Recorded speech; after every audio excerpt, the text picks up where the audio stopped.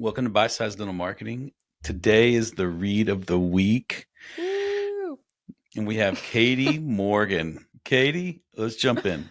What in the world are you reading? I am reading No Rules Rules, obviously, from our book hmm club. And I found an article the other day on the New York Times about the importance of handwritten thank you notes in 2023. Are they important? So important. So it talked about how right now all we do is text and call. If that, I hmm mean, a lot of people, Instagram, DM, Snapchat, like it's very over the phone, not in person, which it's hard to have in person communication a lot. But they said that it's kind of breaking up the noise of online communication. And it means so much because you have to take the time to handwrite a card. If you even have a card, if you don't have a card, you have to go get a card or get a piece of paper, handwrite hmm a note, put thought into what you're writing, sign your name, put it in an envelope, buy a stamp, address it, and send it off to the mail. So it actually takes more time than you realize. And it's breaking up the noise of a simple text. So it's become more important now than it was 100 years ago. Hmm. Now, what are the scenarios in an office that you think it's appropriate to put together a handwritten note or a card?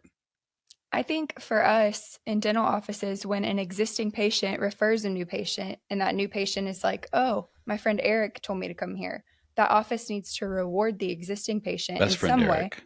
My best friend Eric told me to come here.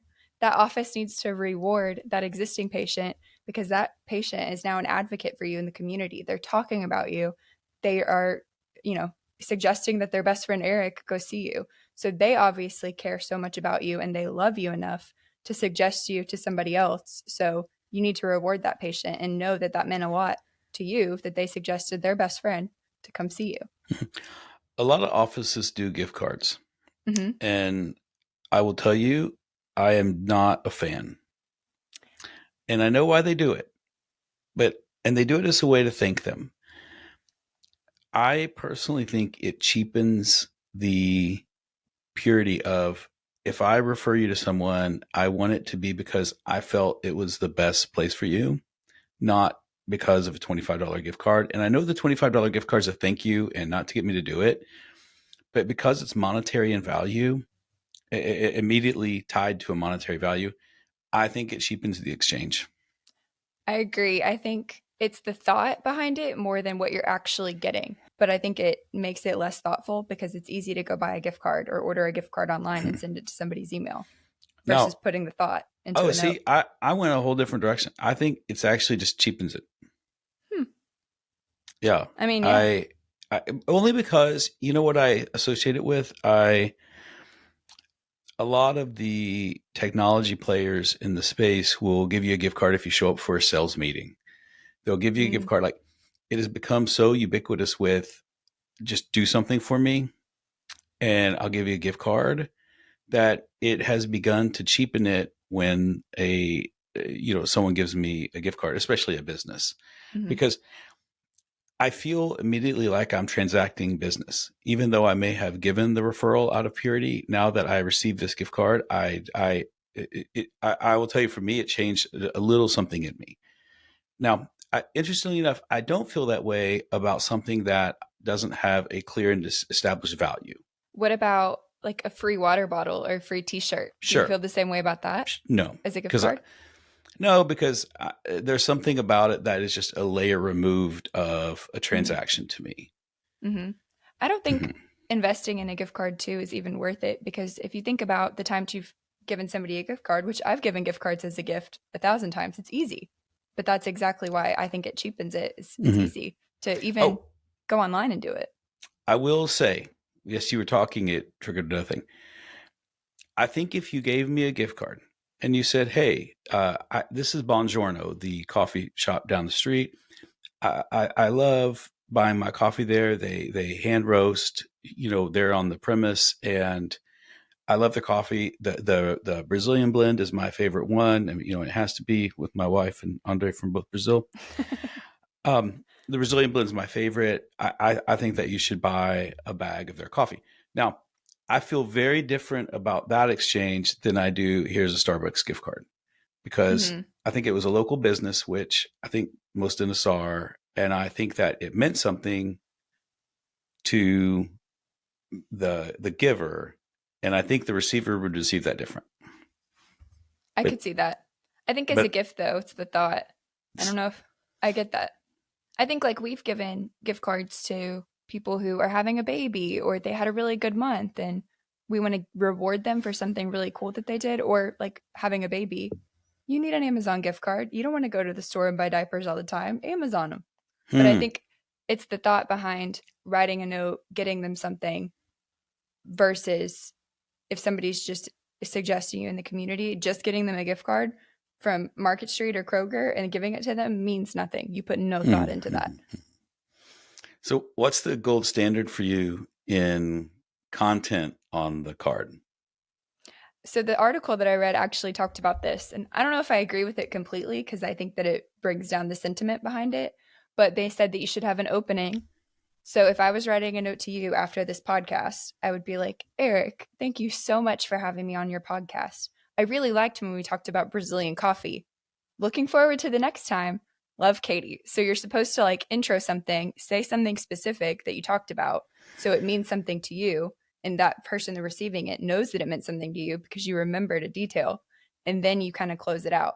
I don't know if I always agree with that because I think if you're following that template, it's not going to be sentimental. Because I might be like, Eric, this is really cool. I liked it. Have a good day.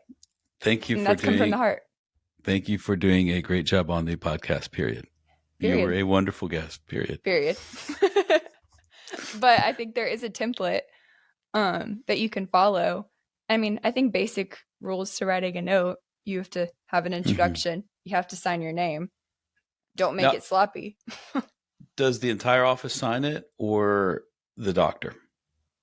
I think it depends. I think if that patient spent a lot of time talking to the receptionist at the front desk, that's different because they made a connection with them. So maybe just that person would sign it.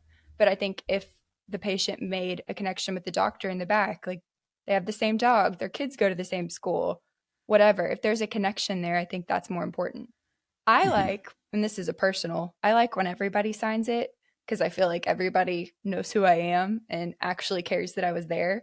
But I think it means more when somebody that you made a connection with signs it. I think it would be interesting for an office to, at their huddle, and God, I hope they're having a huddle to start their day. Um, I'd love it if at their huddle they had a stack of gift cards and it was someone's job to go fill out the bulk of the gift card. And at huddle, everyone signed it and they sent it to any new patient, I think is cool. Mm-hmm. And to your point, anyone who referred them Mm-hmm. to the person who referred them. And if referrals don't make up 50% of the new patients in your practice, you need to look into the mirror and, you know, Mm-hmm. put yourself in timeout for something. Retention is key. Retention is Retention is key. key. Yeah. I think Hmm. sometimes we focus on rewarding those new patients, but a lot of times your existing patient is your best advocate. So why would you not reward them? Yeah, I would not reward the new patient. I would. I love the idea of a new patient. Thank you. Welcome to the practice card. But I'm giving my attention to the referral source. Mm-hmm. Yeah. Because if you think about it, you can bring in 100 new patients, but if none of them stay, did you really get 100 new patients? If you're not And if, retaining them. yeah, if they're not retained, yeah. Mm-hmm. Hmm. Hmm. Oh, yeah. Hmm. It's like Schrodinger's cat. No. Not the same. No. Okay. Well, I was reaching for a clever, smart reference. Ian always has such good, references and stories That's and because Ian's gift is conversation. So Ian probably reads a lot. Love him. mhm. He's a good Mm-hmm. kid. Well, funny enough, I'm in the same book club as you. Shocking. No. I'm in a book No, club with true. the host of Bite Size Digital Marketing. Easy. You're kidding. Mm-hmm. Mm-hmm. I'm reading Wow. No Rules, but I'm reading another one. I do not like it that much, for the record, Oh. but I feel like I have to get through it. Mm-hmm. Once you start, you got And to finish. It's 10 Rules for Talking: How to Have Difficult Conversations in an Angry World. And it's by Tim Harkins. It's dry, but it's dry and there's a lot to take in around it, and there's nothing funny in it. And I do not recommend this book. However, that being said, here I am thumbing through it. I have started to use it as a guide for when I am trying to have a difficult conversation with, my kids or my wife, but primarily at work. And it had a nugget that I'll probably take away with me forever. And that nugget was, before before you begin a difficult conversation, you should have almost a pre-conversation or a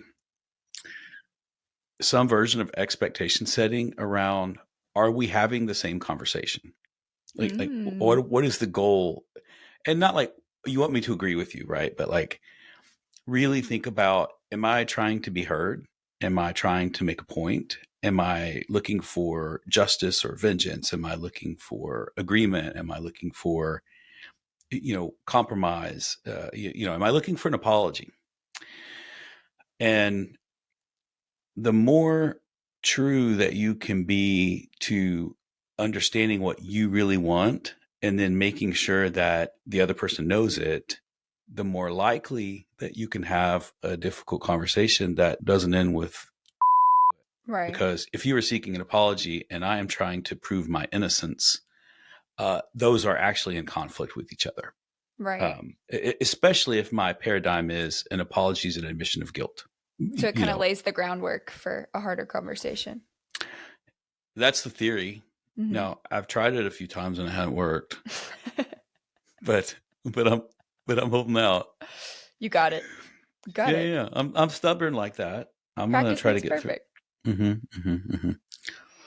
Well, I liked the idea of the thank you cards to referrals. That every office should do that. Hmm. Handwritten. Put the stamp on yourself. Lick the envelope, do the thing. It's a lost art. It really is. Katie, that was your read of the week.